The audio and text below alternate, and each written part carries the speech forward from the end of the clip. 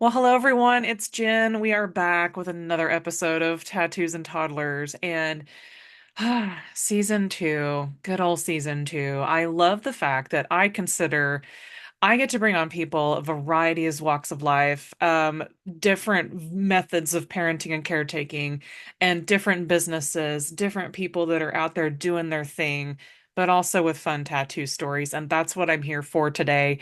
I have somebody from my creative fam, and we were just talking about how we all miss each other. So this is kind of like our little family reunion today. So, Sydney, welcome to the podcast. Thank you for having me. I'm so sorry I haven't come on sooner. Um, I've been such a big fan. Oh, you're so cute. Tell us about you. What do you do and what are you passionate about? Like all the things. Okay, all the things. Yes, introduce yourself. Yeah. My, Everybody wants to my know name who you is are. my name is Sydney Paige Richardson. I go by Sydney. I am an artist, which has taken me so long to say. Uh-huh. Uh, but I'm a photographer. I do fine art conceptual work. I'm a writer. I write young adult and new adult fantasy and sci-fi novels. Oh my gosh. Um, I live with my husband and my two kids and our three cats, which one of them is joining us today, because he cannot handle being where the voices aren't. He wants to be a part of the Human. party. Needs some human presence. Yes. Um, yeah, that's me in a nutshell. I also have worked full time in a cubicle job office sort of thing. And I'm trying to see if I need to get back into that, but art is my passion and I really want to do it full time. And in Sydney, I have watched your work over the last few years or whatever, what have you, as long as we've known each other. And I am just so like my creative family, they're seriously the best people, like the coolest people that have so much to say. And I think that's why I love seeing your work come out, whatever it looks like, whenever it comes out, is that I know there's a depth behind it that even writing about it probably doesn't describe the depths of your art inside of you, I would imagine, right? Yeah, honestly, I'm surprised sometimes because I feel like um there are times that I go in with a plan, I shoot it and I edit it. But there are times where feeling so much Yeah. and I just start going through my photos and I'm like, I'm gonna make something with this thing right now. And by the time I'm done with it, I'm like, your subconscious did something because you needed to focus on this and talk about this and work through this. Mm. So it's usually like my subconscious making me face my feelings and what I'm going through. It's like, hey, you can't run from this. No, and I think that's an interesting way that I feel like art is giving us like a reflection of what's going on inside of us or the world around us, right? Yeah. Oh yeah, definitely. And I think that sometimes it's hard to, well, for me, I've been told people it's hard for them to come forward and talk about those things, but I think I'm a TMI person. Like I'm always giving too much information. Always just saying what's on my mind and what's going on. And I didn't realize that that is something that people like were drawn to or were interested in. I just was like, oh, I'm just like TMI and I'm so sorry if this is too much, but you actually like it? Okay, well, here's more TMI. I think because some of us are just afraid to go there. We just have that wall or that door that we've built and we just don't want to open that door.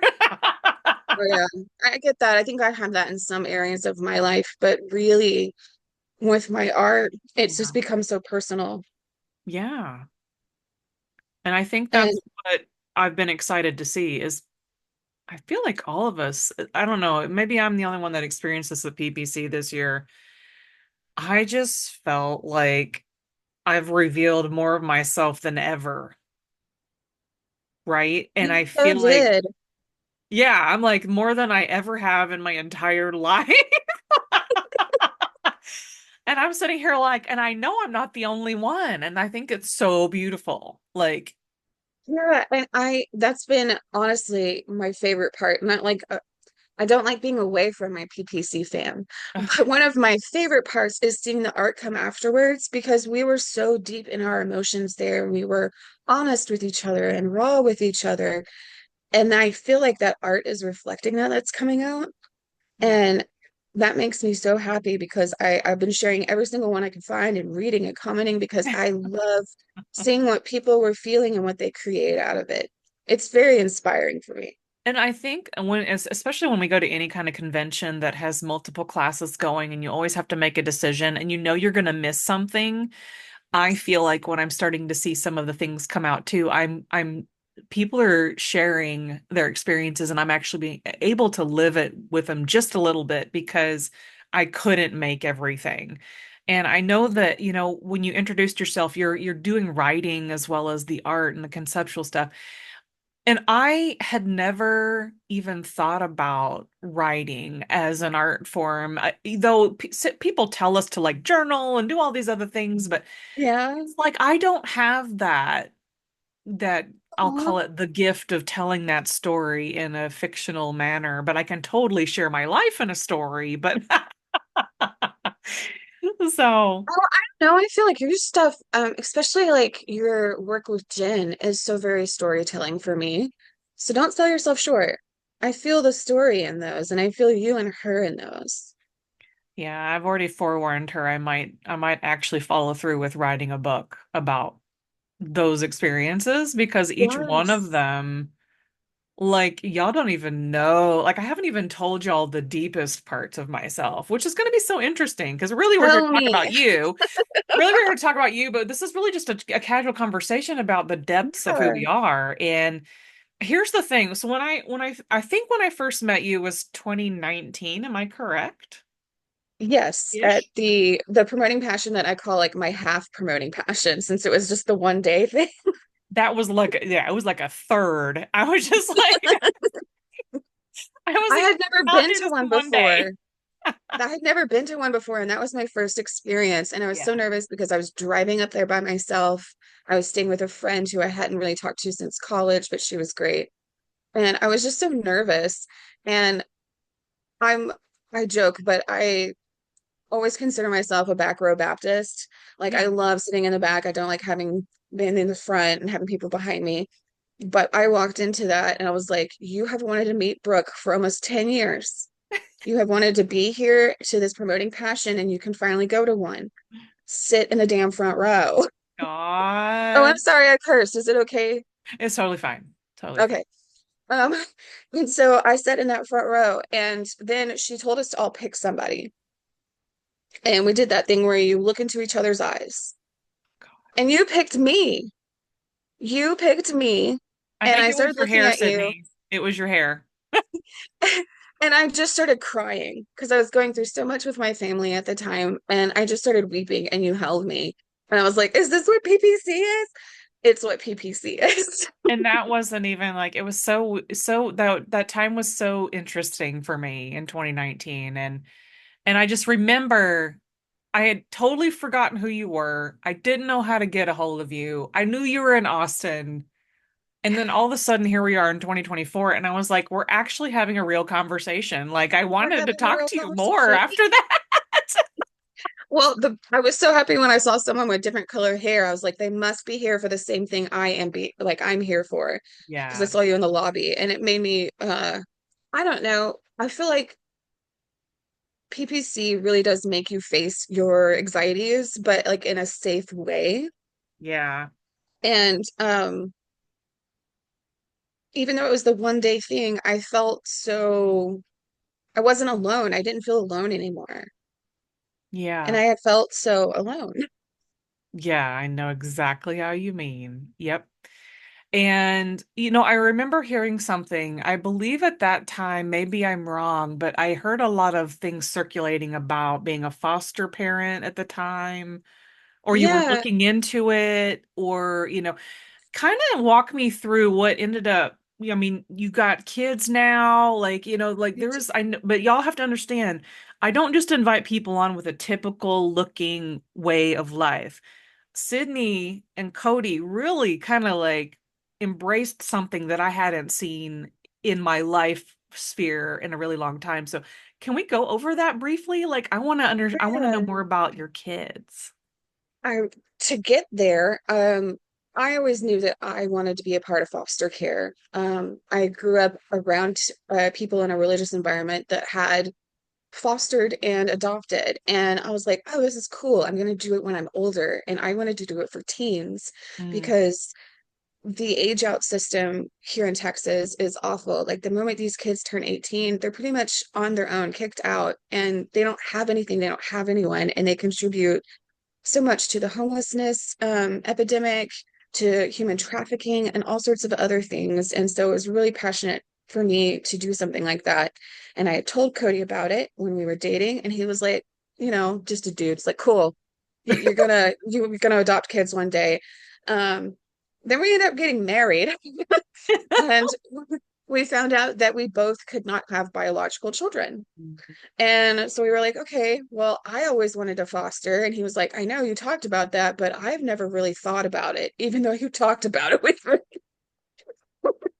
So we talked about it some more.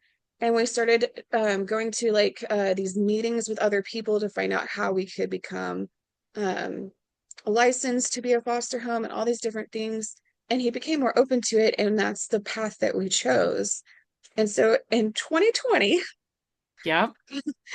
on March 7th, my husband's birthday, Cody's birthday, we went and met our son for the first time at a match event. And within a few months later, he was living with us, and we were in the middle of a pandemic.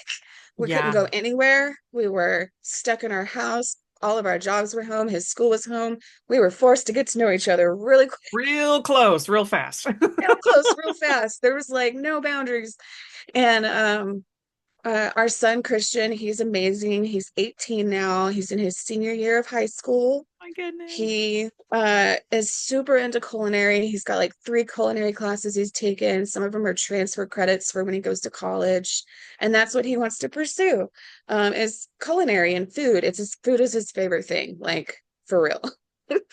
And my daughter Abigail, she's 19 now, which when we tell people that we have 18 and 19-year-old kids, the looks we get is Yeah, I insane. imagine because you look probably like you're like, 20 years old and They're like we could see them doing the math. trying to do They're the like, math. Yep. oh, and I'm like, it could have been possible. I graduated in 2006, and that was from high school, and that was the year Christian was born, and Abigail was born the year before. So it could have happened, but That's so cute. um, we tell them, we're like, I know you're looking kind of crazy at us, but because I'm 36 years old, so we were also kind of worried that when we brought these teens into our home, would they take us seriously? Yeah. Because we're well, I consider myself still young. Most definitely still young, Sydney. Most definitely. So, but honestly, I think it's what made them feel more comfortable and safe with us is that we were a home that um, my son allows me to talk about this, but one of the first things he told us when he walked into our home was, I'm not gay. And we're like, it's okay if you are. Like, we're going to be supportive of you. And he had been in homes that were not supportive, and he was not wanting to leave another home or get kicked out of a home because they found out he was bisexual. And so we were like, we are going to love you no matter who you love. We taught him about consent and all sorts of different things when it comes to that. And we've just made our home like such an open place that I feel like it makes them feel safer and feel at home, and we're able to bond with us quicker. And not feel that we were just like some adults in a house that were telling them what to do all the time. Like, Yeah. that's not the Y'all are, parent-child yeah. relationship that I wanted to have. Yeah. And I think that we've built something really beautiful here with them. Right now, we push pause on being a foster home just because my sister moved in with us about a year and a half ago. And we wanted each kid to have their own room. And my Yeah. sister took the last room. Yep. Yep. So, but I mean, it's been a very difficult journey. I'm not going to lie. There were people that would tell us, "Oh, you're just taking the easy part through parenting. You're skipping the younger No, years." And I no. want to be like, Wait till you get to the teenage years with your children then, because this ain't easy. No, I was gonna say, how quick, like I know that when I was married without kids and I was single without a partner, I made all kinds of different judgments about people before I even lived anything close to what I'm doing. And I know we do this by habit. We're so human. It's just not even Human, yeah, funny. it's human nature. Like we cannot help it, and just own up to it, y'all. Just everybody listening, just understand that you're judging people all the time, and you just need to own up to it. And it's like I find myself I'm not there yet, and I'm like y'all are in such a different scenario that I'm not even there yet. I'm with a 7-year-old, and I'm trying to figure out her how to get her to wiggle her teeth out right now. It's just like what? Very different parts of the parenting spectrum, yes. But I feel like Yeah, we should never, that conversation that person had with me, were like, oh, you're taking the easy way through parenting. We yeah. had people tell us that we weren't even real parents. Like, don't you want to have real kids? And I'm like, these are my real Oh kids. What my are you God, talking about? yes. I learned a lot about people's perspectives with parenting and expectations. And Yeah. I've actually stepped aside from a lot of those people in my life because I'm like, if that's what you thought parenting was, whoa. Yeah, I mean, like, there's so many people that cannot have kids. I had to work really hard to get my one kid. And then you have the people that just legitimately they feel like they want that as a complete part of their life. And I think, and then there's the people that just don't want kids at all. I said, guess what? We don't all have to be the same. It's so Well, great. don't. We can do all the things. And We if can't. you knew, and I'm sure you know a lot of people in your world too, you've met them that have been abandoned at birth or abandoned in certain different ways, and they're still working out their stuff in the adulthood as adults Yes. having their own kids and figuring out life through the past traumas and things. So the fact that That yeah, and the fact that you guys have completely made a safe space for two more humans in this world is the best to me. Like just watching it as an outsider, because I think we all want that safe space and we all want that love and we all want a place where we can be yes. who we are. And what you said just a few moments ago, like really hit me because it was like we're going through parenthood while also going through like working through our traumas from our Yeah. childhood. And Yes. one of the things that's been the most eye-opening for me with this as becoming a parent was I realized all the stuff that I was upset about with my parents who I'm in no contact with. I can't imagine doing that stuff to my kid. Hmm. Like I can't imagine being that type of parent that they were to me. And so I'm working through that trauma while also trying to be a good parent to my kids. It's so Does hard. that add more trauma to them that I'm working through my trauma? And so it's just like I want to find this cycle where we don't leave trauma to our future generations, but I'm wondering if that's just not possible as a human. Because we're all working through so many different things through our like I'm working through stuff through my childhood, my teenhood, Yeah. while being a parent to my kids. And it's just I don't know. It's been eye-opening. I'm sorry I rambled there for a second, but you No, I'm really what you no. said spoke to me for a moment. I'm feeling you because same. Okay, so I'm dealing with seemingly minor things, but they're ruffling up my feathers. They're literally like ruffling up my feathers, and I have to be aware. Not everybody wants the awareness. They just want to shut themselves off to anything and not grow or Yeah. see something differently about themselves even. And then, but what I'm doing is allowing myself to go through these things and feel these things, so I am intensely sometimes, I mean, I know you feel a lot of things too, probably, but we're seeing things, we're feeling things, but also we're trying to look at them objectively too and not let it ruin Yes. and run our lives. But it's like I need to sit there and say, what is really going on and identify if it's something coming inside from inside of me that I didn't realize I needed to deal with. And I'm telling Mm, you, like my kid has had a good childhood compared to what I had. And even my childhood was not bad. I just went through a lot of things. And I was moving schools every single year. And I was like, that's hard. I had to make friends, new friends every single year. I had to pick up and pack my room every single year. New classrooms, new teachers. I didn't get to know people for my whole life. And so my kid, I've given her this opportunity to stay put and have this kind of solid ground kind of a feeling, while at the same time, there are still things that are making her feel uneasy. Even though I think it's stability, it's actually part of her process will be having a certain struggle that I never had. That I'm just Yeah. like, I struggle with this here. Girl, like you didn't go through this much. Yeah, I want to put my hands on my hips and be like, you have no idea what I went through as a kid. Right. And I cannot believe we're whining about this right now. That's kind of what I want to do, but I know I can't do it. No.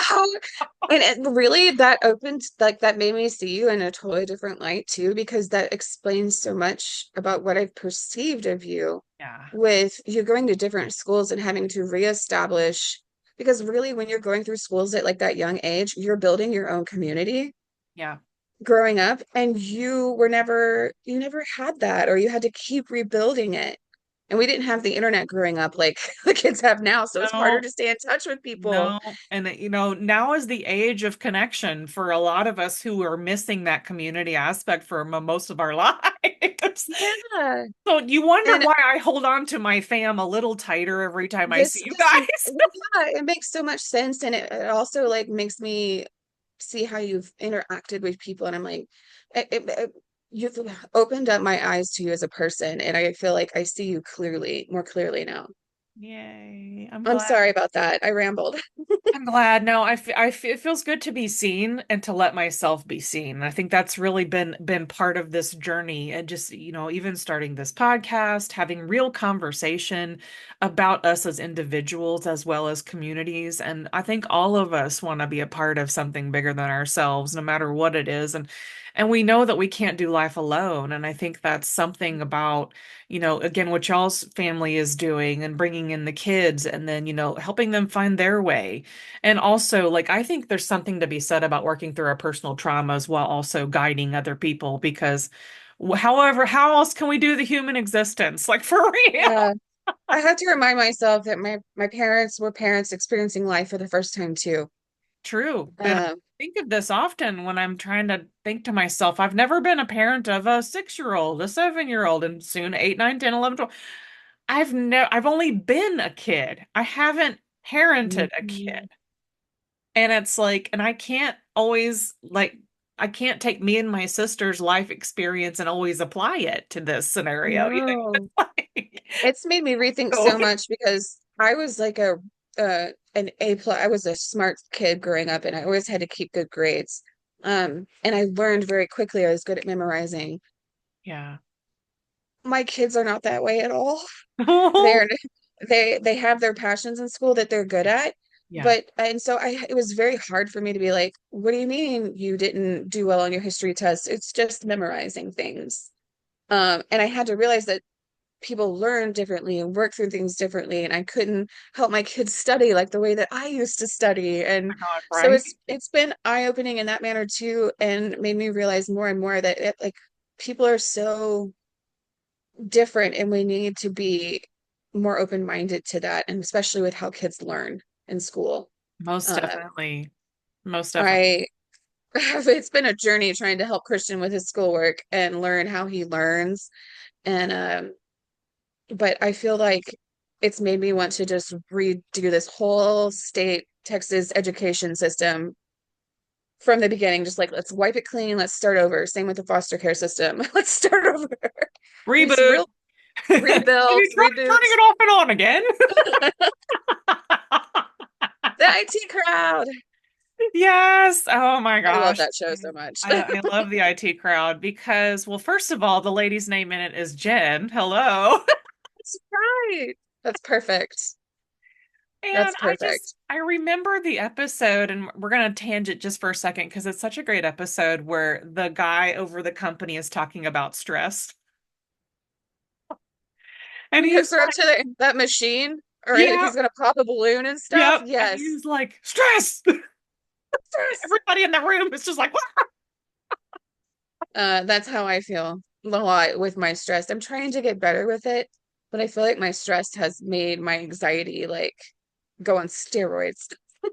Hmm. So yeah, he would stress me out if I was in that show. Yeah, and the fact that that whole episode was just about stress in general, and then it made me laugh so hard though about the way they approached it comedically. I was just like, this is great. And laughter releases a lot of different things for those of us that need Yes. laughter. Laughter is very important, and I feel like that's one of Cody's passions too, is making people laugh. Oh. Um, so I'm lucky that he's always there to, when I'm feeling sad, he's always got a joke. And his dad jokes are really good these days too. Is he keeping a joke book? I swear, Christian is, I think, because like every time he says something, he was like, "Did you hear what Dad said? It was funny." And I was like, "Was it though?" Well, I hate to say that our current conversation is going so fast that we're already to the point where we need to talk about a tattoo because I know for a fact there's probably a tattoo story in you that we need to hear today. Yes. Do you want me to show my tattoo to you You first are and then welcome say to show me. Yeah, our YouTube audience will totally see it. I have Whoa. it's a tree. Okay, everybody, if you're listening to this, you have to go to the YouTube video like right now. And Oh that's the my peacock. gosh. And it goes all the way down, and the The, tree goes like that. the Trying to colors show it to you. and the shapes and the oh my God, the tree is amazing. The tree with the peacock and the feathers are just stunning. So So cool. Tell I'm me gonna, about that tattoo. so every year, since I was a little girl, I would go with my grandparents to pick out a Christmas tree with them. And we'd help them decorate it and put it up. And as I got older, I would start paying for the tree for them. Aw. And we still do this to this day with my grandmother. Um, and it was the last thing I did with my grandfather.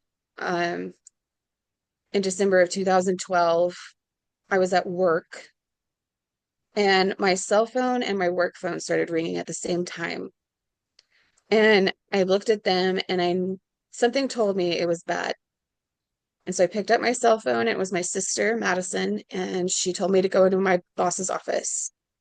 And I did. And she told me there had been an accident, a car accident, and my grandmother was being life flighted to a hospital. And my grandfather didn't make it.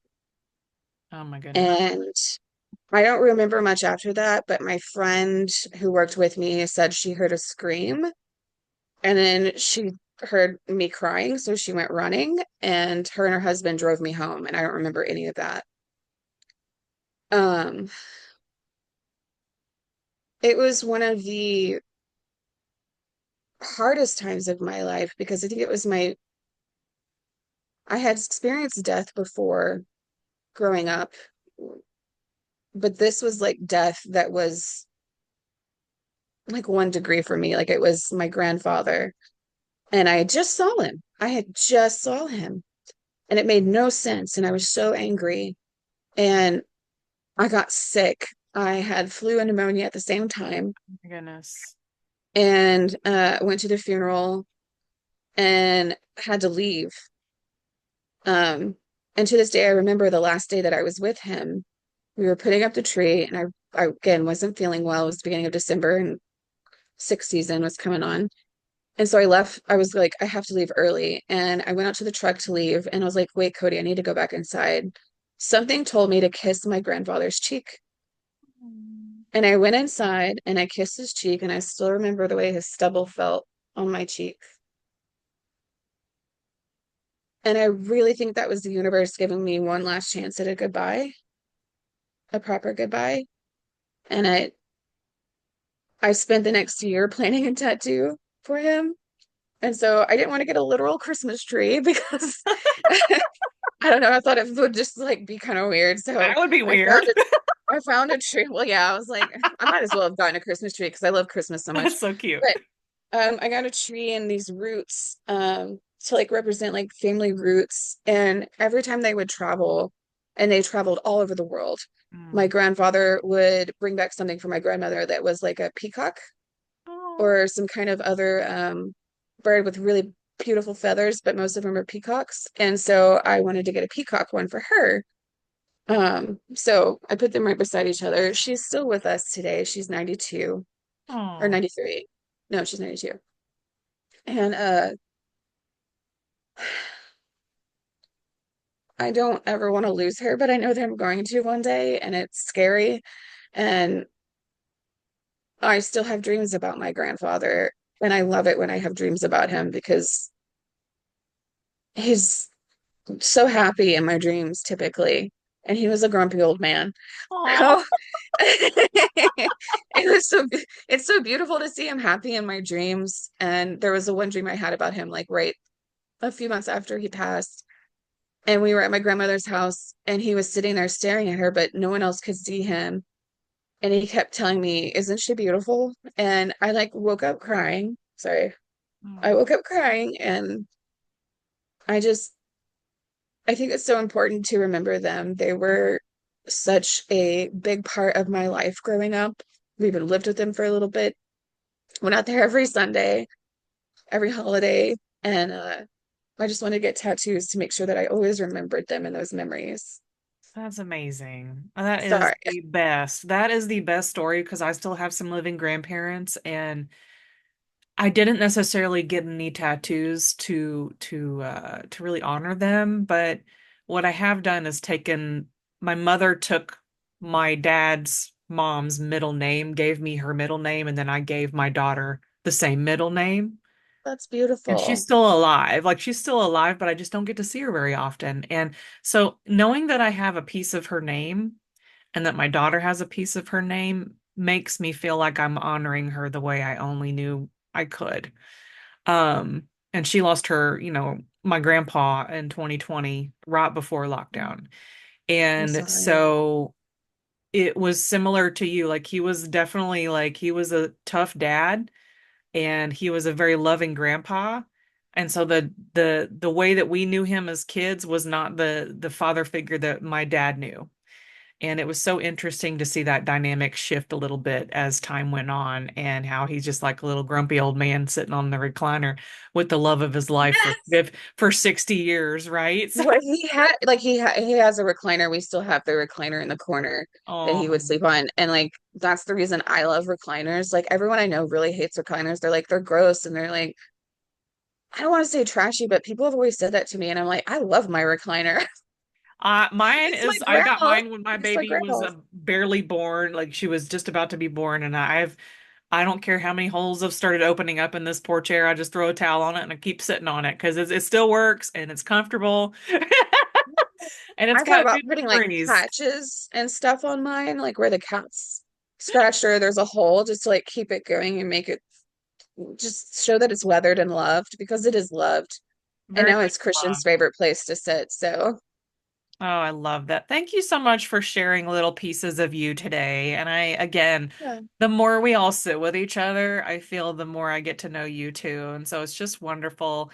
And we're probably going to have to do a part two just on maybe some more aspects of the artwork as well as, yeah. any other tattoo stories because I'm sure you've got some more, or even just start talking about grandparents was so great. Like, I love that. I love my grandmother. We call them Oh, Mama Millie and Papa Buddy, so oh. they are my people. As we're closing out our conversation, is there anything else you want to leave somebody with today that we could just kind of like have a moment of encouragement for somebody today?